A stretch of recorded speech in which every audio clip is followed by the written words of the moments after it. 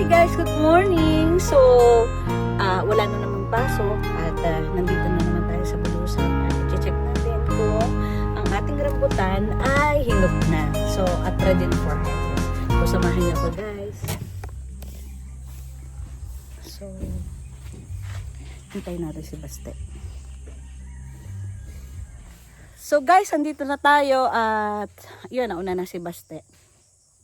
So, ang kapiligiran ay malinis. Hindi ito ating farm. Ito'y karatig lang. So, nilinisan ni Mamang Dario at nandito na agad siya.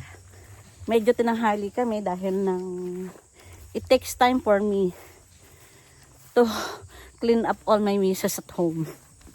So, ngayong araw na ito ay bibisitahin natin kung, oh wow! It's hinog na! Ang mga rambutanes. So, nandito na. Medyo next week, ano? So, guys, ito ang aming gagawin ni Baste, ang maglinis.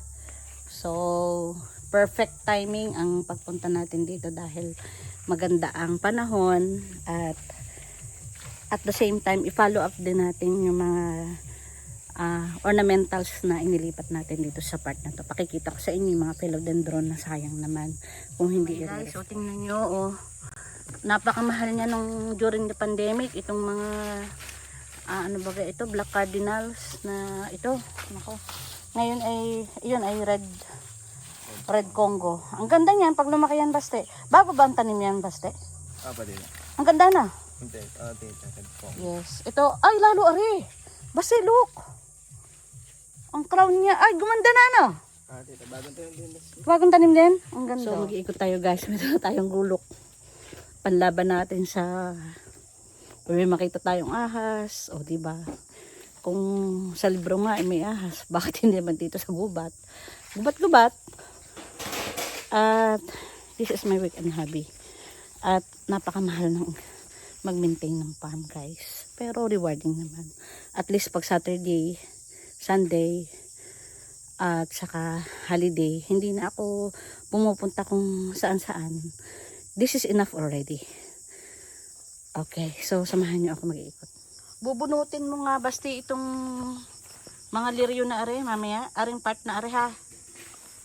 Oh guys, tingnan niyo naman ang mga paminta, ang gaganda oh. Ang haba na. Wow. Wow, okay tingnan naman guys oh. Yan ang mga paminta oh, bumubunga na. Ay, ang ganda-ganda. Nakakatuwa lamang pag bumubunga na ang mga halaman. Kung nalinis na itong part na ito ni Mamang Dario. Meron tayo ditong pinya pang sarili natin. At isang araw lilinisan natin. At kakatuwa.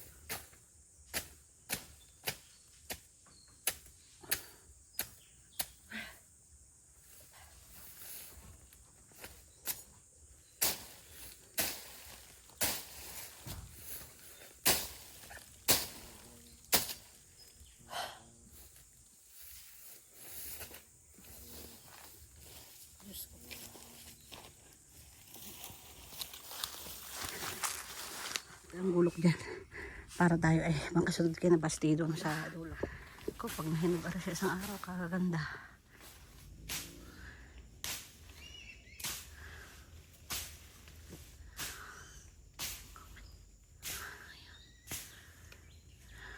Guys, bagamat hindi ko alam ang magiging kapalaran nitong lugar na to dahil ang mga katabi ko ay mga land developer.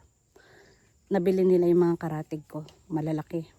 Kung sa akin ay 2 hectares, sa kanila mga 10, 12, 14. I don't know what they are going to do with the land. Pero ako, I'll just keep this. Tinataniman ko ng lansones, ng rambutan, ng paminta, ng vanilla. And I keep my bees here. Pero yung mga puno ng saging ay pinagtatanggalan natin kasi masyado siyang threat and risk sa ating mga halaman dahil Alam niyo naman, yung geographical location ng Mindoro, ito ay bagyuhin, bahain. Pero itong lugar na ito, 100%, 1,000%, kailanman hindi ito bababahin ito. Dahil mataas, elevated itong aking lugar na to. Slopey area. So maganda rin magtanim dito. Ang problema lang dito guys, ay yung mga katabi ko, ay baka i-develop nila subdivision ito. Ay, just for the meantime, ang ginagawa ko lang dito is, I keep planting ng mga cash crops na napapakinabangan gaya namin ng avocado. Dati saging inilagay ko dito, maliliit pa ang mga lansones dati. Kaya lang devastating siya kapag tagbagyuhan at saka tag-ulan. Bumabagsak siya sa mga halaman. Kaya unti-unti natin tinanggal. It may second year already na hindi namin agad, tanggal agad yan. So unti-unti hanggang sa maka-adjust ang mga halaman namin. At siguro itong mga aanihin namin ngayon next Saturday or in the next coming weeks ay wala na halos matitira. Naubos na natin ang saging na saba. Ang matitira na lang dito ay yung saging na bangalan at saka saging na solo, which is maliliit. Pero kapag lumaki na rin siya, tatanggalin na natin at dahil ng devastating nga sa mga halaman natin. So, at makikita nyo guys, itong lugar na ito, yan. Hindi namin tinatanggal yan. Kaya makikita nyo guys, pakikita ko sa inyo ang lansones namin. Wala siya mga tama, yung mga bark borer at saka kung ano-ano mga peste. Wala. Dahil ito ay gubat. Sadyang pinagubat ko siya. So, kung kayo ay magtatanim ng lansones, advisable talaga ang lungkong at saka other varieties of lansones kung ito ay magubat.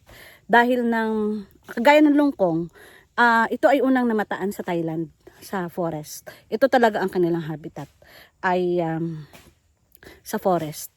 At malamig, tapos ay they could thrive or they could survive with other trees and crops. Guys, makikita nyo itong lansones na ito. Wala siyang mga bark borer. Malinis, makinis. Ang explanation ko dyan ay dahil sa marami tayo ditong mga ito'y gubat. So, with a balanced ecosystem, sabi nga, a diverse ecosystem is the best. At yung mga pest and diseases, particularly yung mga insects na umaatake, ay wala nang madapuan kapag nilinis mo yan. So, yun ang aking proposition. Hindi ako ganun ka expert. Pero, yun lang yung observation at saka, I just learned it by experience. Toy. Pero, kung kayo tinatamad, okay na ba? Kung kayo tinatamad, ay pwede na ito. Pero, nakakatulong din. Pero doon sa mga nagmamadaling maglinis, ay gumamit talaga kayong gulok. Pero okay lang ito dahil kasi ang problema sa aming mga matatanda na, ito nasakit. Samantalang ito, parang nagmamalansya ka lang. Okay.